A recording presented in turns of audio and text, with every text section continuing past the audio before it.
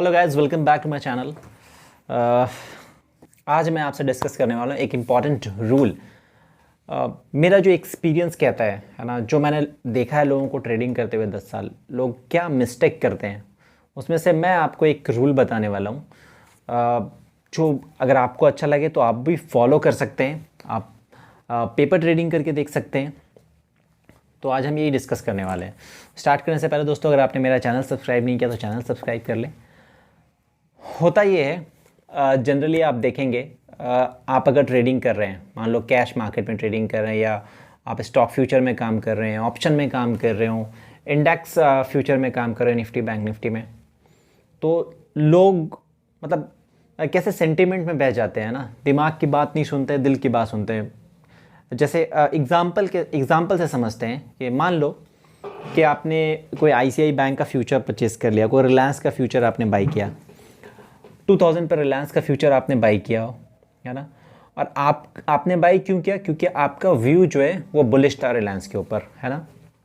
लेकिन आपका जो व्यू है वो गलत हो गया और बाजार आप स्टॉक जो है आपके अपोजिट चलने लग गया। अब आप क्या करते हैं ऐसे टाइम पे? जब स्टॉक जब आपके अपोजिट चलता है तो आप इंतज़ार करते हैं।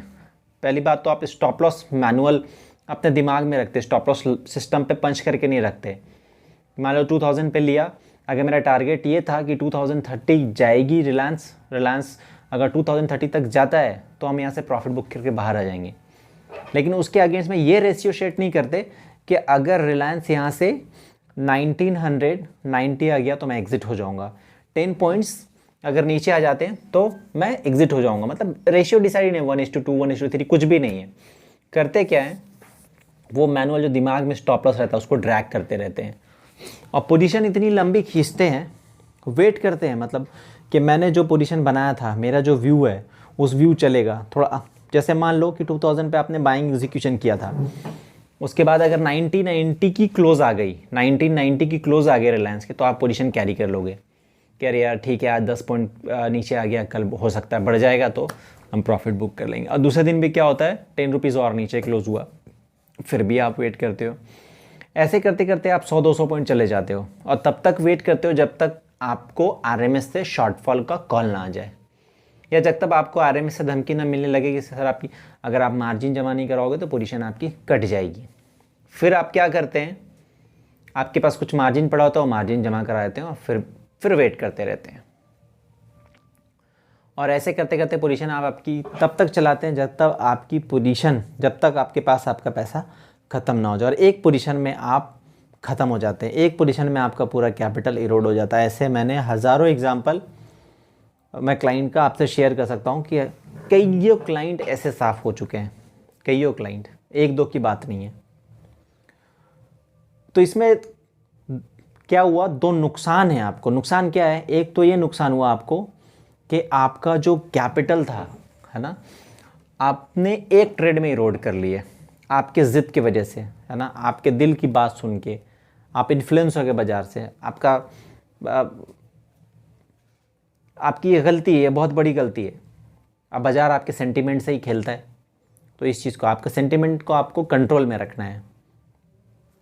तो पहला नुकसान क्या हुआ कि आपका कैपिटल इरोड हो गया, जो सबसे बड़ा नुकसान है। वो ख़त्म हो जाने के बाद आप कुछ नहीं कर सकते।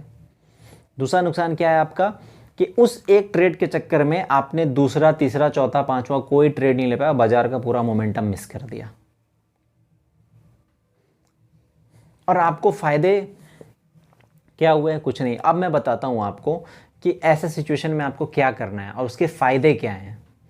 मान लो कोई सा भी ट्रेड आपका, चाहे रिलायंस इंडस्ट्री का हो, निफ्टी का हो, बैंक निफ्टी का हो, ऑप्शन का हो, स्ट्रैटेजी हो, कोई सा भी ट्रेड अगर आपके अपोजिट चलने लगा, आपका जो रिस्क एपेटाइट है उसको क्रॉस करने लगा, उस पोजीशन से आपको इमीडिएट बाहर हो जाना चाहिए।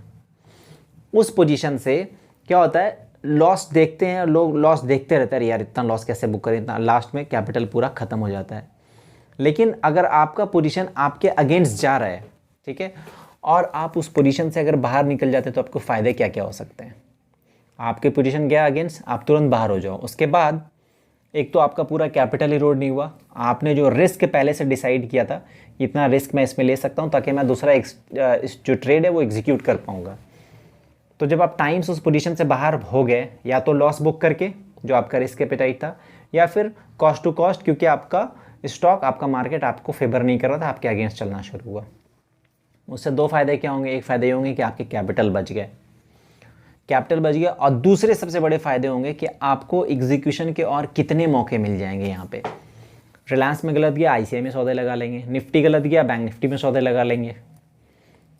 इससे आपको क्या होगा, वो ट्रेड तो आपका रॉन्ग जा रहा था, उस ट्रेड में तो आपने लॉस बुक किया, दूसरा ट्रेड उसमें आप प्रॉफिट बुक कर लोगे, वो बराबर हो जाएगा। तो यहाँ पे क्या होगा, ट्रेड करने की अपॉर्चुनिटीज़ मिल जाएंगी ज़्यादा, और आपका कैपिटल भी सेव रहेगा।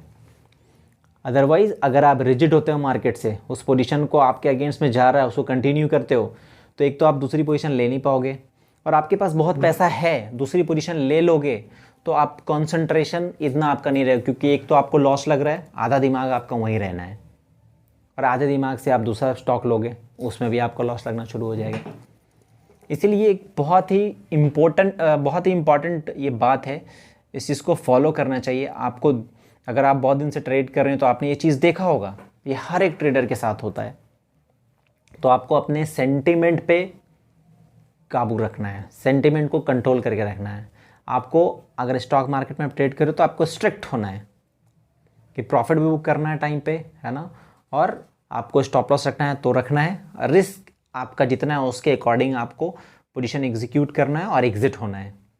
और आपका रेशियो आपको मेंटेन करना है कि अगर मेरा प्रॉफिट यहाँ से 30 पॉइंट ऊपर का है तो स्टॉप लॉस मेरा कितना होना चाहिए। ये स्टॉप लॉस नहीं लगा रहे हो तो इस पोजीशन से हमें कब बाहर होना है, कितना लॉस लगने स्टार्ट हो तब हमें बाहर होना है। तो इस चीज़ का आपको ध्यान रखना है। So this is what very important in stock market. ठीक है, तो आज के लिए मेरे दोस्तों इतना ही। मिलते हैं नेक्स्ट वीडियो में कुछ अलग स्ट्रैटेजी के साथ या इसी तरह की कुछ बातों के साथ। Thank you so much.